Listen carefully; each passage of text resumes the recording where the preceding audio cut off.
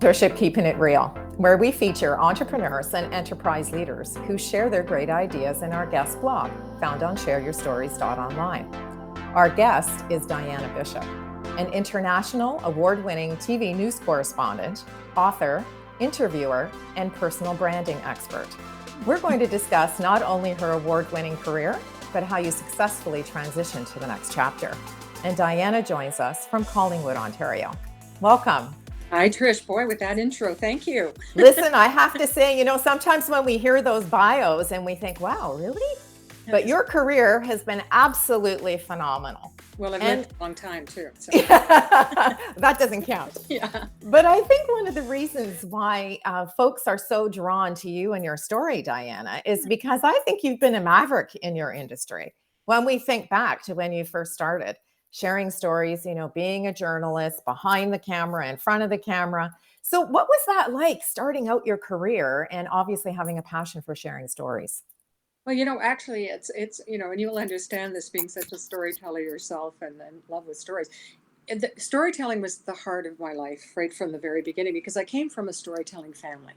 I had my grandfather, my father, my brother. They've all written multiple books, and they were all journalists in their day in some form or another. So it was kind of a natural thing. And I really did grow up, three things that were really interesting to me, and that was hearing. I was obsessed with hearing people's stories, and I wanted to tell people stories, and then I wanted to help people tell their stories. Right. So it took me actually a little while to figure out what would be the right vehicle for me to do that. But I originally got a degree in French, to be honest, because I always wanted to speak. Wow. Which sort of worked out in my next chapter that we're going to talk about later. But then I went back to school and got a journalism degree. And right out of journalism, I got picked up by the CBC, Canadian Broadcast Corporation, and in Montreal. So I got to use my French there. And I worked my tail off. Yeah. I worked my way through being a journeur reporter, just a regular reporter in Montreal. There were lots of things going on in Quebec at that time. But I moved up to a parliamentary correspondent, so was a national correspondent. Then I went to China and was Beijing Bureau Chief, went to New York and worked there, and then got picked up by the American networks too. So I literally did everything that I ever wanted to do in that regard. And, when I look back at that career now, it was a blur. You can't imagine the hours that journalists, especially television reporters, put in. You don't really have a lot of time for anything else, but you are sort of a fly on the wall meeting all these extraordinary people. And when you think of, there aren't too many jobs in the world where you as an ordinary person can actually, travel with the Prime Minister or meet Nelson Mandela or Celine Dion or, Betty Friedan and on and on and on. And I got an opportunity to do all those things, and I never took it for granted because it was such a remarkable gift to be able to do those things. And of course, all I wanted to know was to hear their stories, right? Sure, yeah. For sure. Yeah. But what's really intriguing to me is the Rolodex that you must have acquired over 25 years in broadcast journalism. You've mentioned some pretty credible names there. And I wouldn't think that you would, you want to end the conversation off air. The conversation finishes, you finish the interview, and then you have an opportunity to actually chat one-to-one with these people, like getting the human side of the story. Yeah. So what was that like? Because I don't think as folks who watch the news, we have any appreciation for what goes on behind the scenes. No, and you're absolutely right. The inside stories are much better than the stories you see. Right. But I can give you an example because it was something that happened. But when I was a new reporter in Montreal, and there was a national reporter there, and the Prime Minister Trudeau, the father, Justin's father, Pierre Trudeau, he was retiring from being Prime Minister twice. It was 1984, and he was going back to his career as a lawyer. Mm-hmm. And he was going to be working out of Montreal and walking back and forth between his beautiful home on Mont Royal. Anyway, they wanted somebody to go, the journalist to go and just find out what his first day was going to be like, right? So the national reporter, who was a lovely person, just said, well, listen, that's just too small a story for me to do. Why don't you get one of them? And he was right, really. But for him, it was like old hat to see Trudeau. He said, let's send one of the junior reporters. And of course, I was it. terrified, I will For tell you. sure. However, I'd read everything about this man, just in journalism school and stuff. So we go to the office, and there are so many journalists there with cameras and everything, print reporters, TV reporters, radio reporters. And his room his office was so small that they could only take in maybe about 10 to 12 people at a time. So they herded us in groups. So of course I hang back because I'm terrified, and go into the room as the last group. And I'm at the back with my cameraman, who's kind of looking at me like, you better move forward. Well, it was so small that literally even that was only 5 feet from him. So the French reporters, the protocol in Quebec is that the French reporters have to go first, right? This is the way it works. So I'm listening, and there's not really a lot to ask him. It's just like, what kind of law are you going to practice, and you're going to do this full time, and et cetera, et cetera. So he's answering the questions. He looks bored already with them. And then all of a sudden he says, former Prime Minister says, is there an English question? And I'm looking around hoping there's another English reporter, from the Gazette or something. No, nobody. So my cameraman just pushes me right to the front and I'm literally, a foot from him, and he's sitting at his desk. And I'm going, what am I going to ask him, right? So I don't know where this came from, but I sort of said, well, Mr. Trudeau, I know from reading about you that you were a lawyer before you became Prime Minister, and you thought that was a pretty boring job. And are you going to find this boring after everything you've done? Well, you could have heard a pin drop, because the French thought I'd really offended him, right? And I was just being real, going, this has got to be a real letdown after being Prime Minister, right?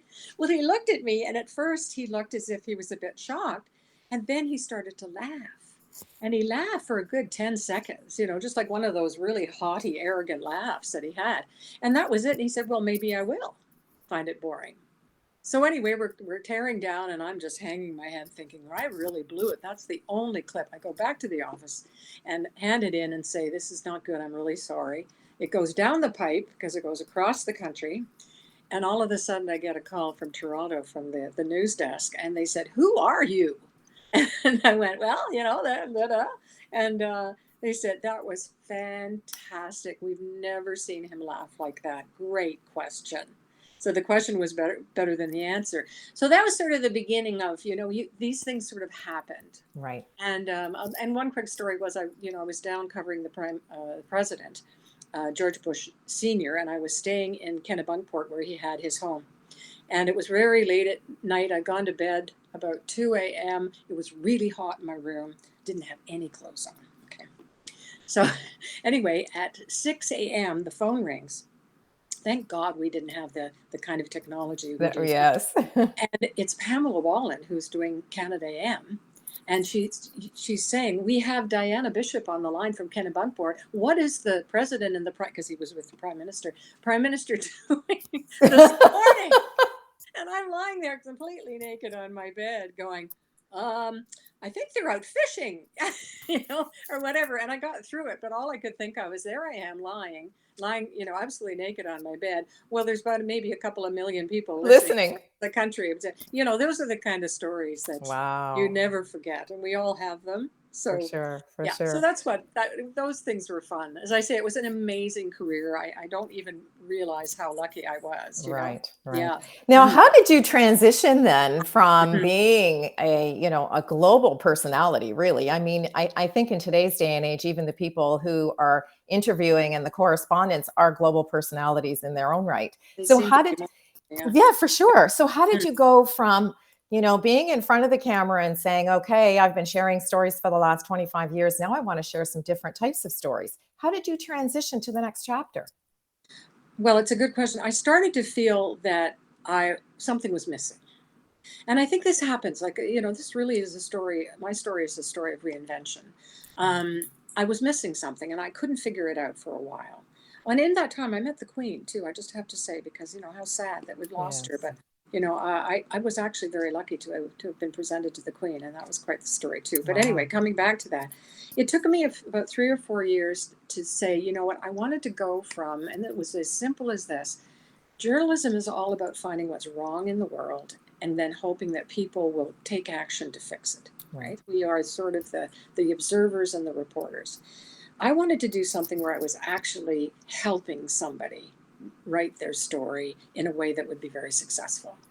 And once that light bulb went on, that's when I knew I had to jump out. Now, it's never easy. I was approaching 50, and I'm thinking, am I crazy? I'm at the top of my field. But it just kept nagging at me. And I think that happens to us, especially as women. We get to that point where it's just like, this is not working anymore. We don't know why. And it may not make sense to our friends either, or people we know. But for us, it's like, okay, there's something I've got to do. So my mother died during all of this, which just as she was my best friend. And it kind of cemented that I really did need a change. So the thing that came to me was that I was a success storyteller, really. I like telling people success stories. So I called my business the Success Story Program. And I just went out there and, started networking, which of course I'd never done before, business networking, which is a great, wonderful thing to do. I just never knew how cool that was going to be. You've done lots of that, I know. And people started coming to me and saying, I need help. And then one thing led to another. So now I've almost done that 20 years. I have worked with, executives, entrepreneurs, ballet dancers, dragon den pitchers, beauty pageant contestants, heart surgeons. It doesn't matter because everybody has a story. For sure. Yeah. And I've just helped them tell it better, enhance their reputation through their story, something you understand. And also maybe even create new products to take to market, which has become a really fun thing for me to do. Well, and I think one of the things that you touched on is, we're living in a different world now. I mean, the world of media has changed significantly. And, I think back of when I started, my very first company in 1993, the only forms of media were traditional, like magazine, newspapers, radio. And that was really expensive as an entrepreneur. I mean, there was absolutely no way you could afford to get that kind of reach. No. So I love the brand experience that you're providing to folks because now you can give them all kinds of options and different assets that they can use to tell their story, right? Yeah. I mean, the old newsletter, right, that companies used to now is now the blog.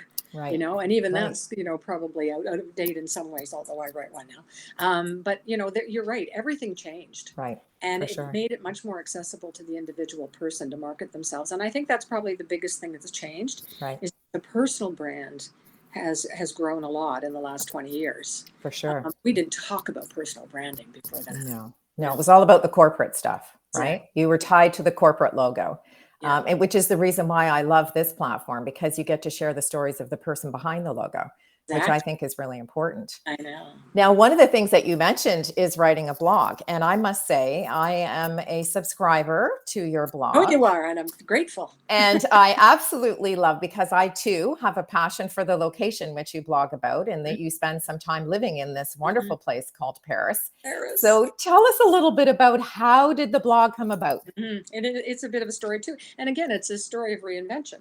I wrote a personal memoir which was published in 2017 called, and I have it here just so, because I can sometimes can't remember the title, Living Up to a Legend, My Adventures with Billy Bishop's Ghost. Because that's my background. My grandfather was... I was just going to say, he was your grandfather. Yeah, the First World War. I didn't know him, but he influenced my life completely, because there was always something to live up to in my family. My father had that same experience. So I decided I'd write about that and get that off my chest. And, it was a remarkable gift to have the time to do that and make the time. But also afterwards, hearing from all the people who, so many of us grew up with parents that went through the 2 world wars, came back with a lot of trauma, because post-traumatic stress disorder was not something anybody talked about. It was shell shock or whatever. And it affected us as children. We took on some of their trauma. So I wanted to write about that. Then after that, I got depressed, and I couldn't figure out why. And it was because it had taken so much out of me that I thought, what now? What do I do with my life now? Is that it, kind of thing? Well, I know to be patient, because reinvention is about being patient and letting it happen. And I started to think about, I'm getting older. How do I want to age in this next chapter? I call it my 4th chapter, okay? My 1st chapter was the family story. The 2nd chapter was the career and the communications. 3rd chapter was my own story. And then this chapter is the fun story. So it started with woman of a certain age, because I thought, even if I'm 90, I can call myself a woman of a certain age. I won't want to be Absolutely. elderly or senior plus or whatever. I hate that. But I thought, I'm going to be a woman of a certain age, and I'm going to stay that way until the last breath. But then I thought, where do I want to go most in the world with the rest of the time I have? And Paris just kept coming back. Because I spoke French, I lived there for some time. I go back every chance I get to reconnect with myself. Oh, And isn't that amazing? and that was when I went, I need to write about that. That was your aha moment. It was. It took a while, but it just, like, you wake up one morning and going, that's because I keep going back there to find who I am again when I get a bit lost. Paris has that effect on a lot of people, especially women. We just get nurtured there. It's a bit of a fantasy. It Right? is, for sure. Absolutely. But we grew up with that fantasy with women. We grew up with Chanel No. 5 and Brigitte Bardot and, the image of the perfect Parisian woman, which does not exist, and all of those things. But I thought, I want to write the magic of Paris through this chapter of our lives and get women to engage in this community. So I've been doing that now since 2018 and have quite the following. I mean, much to my own surprise. And it's grown now into a number of different things. I have a book club where I review only books written by women about Paris and France. And it turns out it's the only list in the world now. Wow. Yeah, so it's on my website, which is great fun. So women approach me when they write a book. For sure. Or something about Paris. I have a series, Women of Global Interest, this year, where I'm interviewing remarkable women, not about Paris necessarily, but about, being this age. And in fact, next week I'm interviewing a photographer, Susie Lang from New York. She's Australian, but she's only photographing now women over 60. And the pictures are incredible. So we're going to celebrate the beauty of women of a certain age. So that's happening. But the big thing that I'm doing is I'm starting the Paris Fan Club in 2023, which is going to be a club where you can join a subscription, right? And there'll be live events to do fun things like really learn how to tie a scarf with a French woman. We're all going to do it together, or how to do a French dinner party or whatever. So live events, share our stories about Paris. It'll be a real community.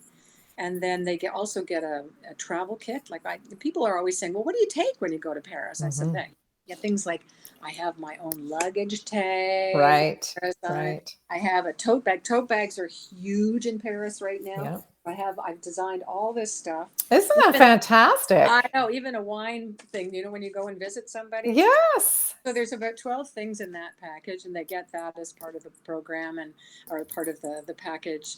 And then we'll have all sorts of resources that people can find to, if you want to buy lingerie in Paris, or, all things that you wouldn't normally be able to. I was just going to say, that's the thing that I really love about your blog and what you share is that it's the real life of the Parisian folks. Like you take folks to the local market, or you take them to the local bakery, or, you show the attractions that are perhaps a little off the beaten track. Yes. Which give people an opportunity to see a totally different flavor of Paris, because, we all know what the tourist attractions are. Exactly are. But if you want to live a life in the day of a Parisian, then I've been jotting down some notes for my next trip to Paris so that, I can go to visit some of the places that you mentioned in your blog. No, and that's exactly what I'm trying to do, is give you kind of the street level view of what it's like to live there, go there, spend 2 days there, whatever it is. Right.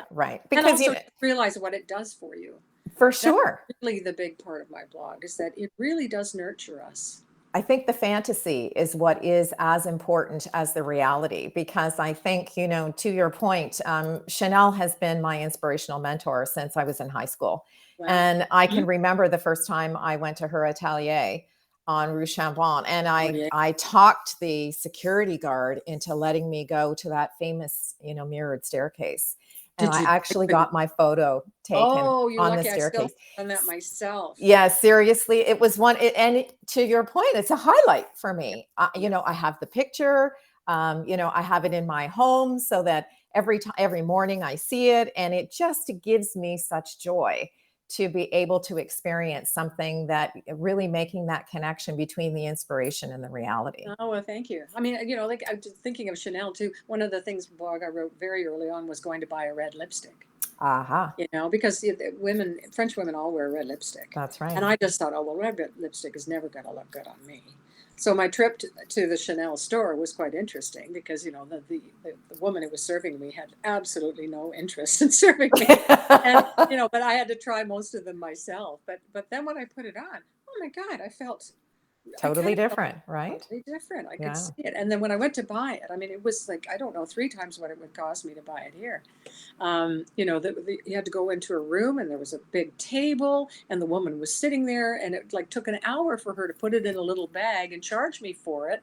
And it was an experience. I was just going to say, it's all about the experience, right? So, yeah, for yeah, sure. and that's what I love about France and Paris is that everything about their life is making it an experience. Which is wonderful because, you know, to your a certain age and stage, that's what we're looking for is the experiences, to be quite honest. As we get older, that's, you know, the time is finite. So we want to enjoy every minute we can. Yeah. If our viewing and listening audience could get a few tips from you on how to successfully transition from that full-time career, you know, everybody's going to have a light bulb moment at one point in time that's going to say, okay, we need to do something different. Yeah. How do you sort of take the leap of faith and sort of cross that line in the sand that we've sort of arbitrarily given each other in terms of our career? Because I think the definition of career has changed. So what sort of tip could you give to someone who's perhaps thinking that they're in that place of transition or reinvention? Is there something that you can give them that they can think of or use that would be really beneficial as they cross over into a new career or new chapter? Yeah, and I just touched on it briefly, but it really is, you have the dream first, right? But even before the dream, be patient that the dream is coming. Like, don't force when you're feeling nagged at that something is not right. Don't try to figure it out. In other words, take some time and go away or do something because it will come to you. And that I had to learn how to trust. Right. Because every time it happens to me now, I just go, okay, I'm gonna figure it out. It's going to work itself out. It's gonna work itself out. But once you have that, you are in a process where you're going to start to make it happen, and you just have to take the steps. And I think that's really important. Points, the sweet spot that's kind of like, I don't like being in it, but it is always necessary to go to that next step. And I think, you know, for women like you and I who have been in careers for our entire life, and we all make, you know, sacrifices along the way in order to put our time and energy into that, we're not very patient. No, we want time to go faster, just get it done. Right. So as I say, and sometimes, you know, it works out good. It's the summer or something. So you just say, okay, for the summer, I'm just going to put everything on the back burner. And it's amazing how that works. You know, so true. It just comes. So true. Yeah. One of the things that we do in our guest blog, Diana, is that we ask folks to share 3 words of advice. And I wonder if for our viewing and listening audience, you can give them some insight into your 3 words, which are dream, invent, and believe. Yep. Right. So as I say, that sweet spot before, you know, the dream is that, you know that there always is going to be another dream, right? Know that once you know what the dream is, that it is, you will invent it. That the how is not that important. It's the dream that's important because the steps will come to you. And so you just let it invent itself. But then you've got to believe, you know, there is a gap there too. Sometimes you're going, is this really going to work? Yeah. Well, you know what? If you're excited about it, believe in it. And the belief will take you there. That's such a wonderful way to wrap up our conversation today. And I really want to thank you for spending some time with me and with our viewing and listening audience, because, you know, I don't think that as the storyteller, you get to tell your story very often.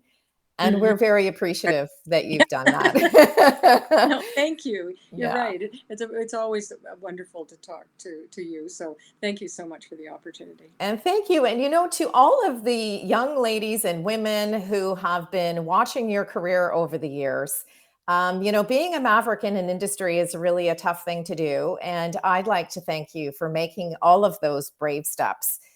To step outside the box and to do things a little differently and pave the way for the people who have come behind you, making it a little bit easier for them. Well, thank you. Yes. Thank you very much. I appreciate that. I'm almost a little bit blushing about that. Thank you. Well, that's a nice way to end up. Yeah, absolutely. Thanks again. And to you, our viewing and listening audience, I'd like to thank you for joining us in this edition of Keeping It Real, where we introduced you to the person behind the logo. I'm Trish Tonai, founder and host for the series. And if you're interested in sharing your business story, visit our website at shareyourstories.online. Thanks again for joining us, and we look forward to meeting you next time when we share another great idea.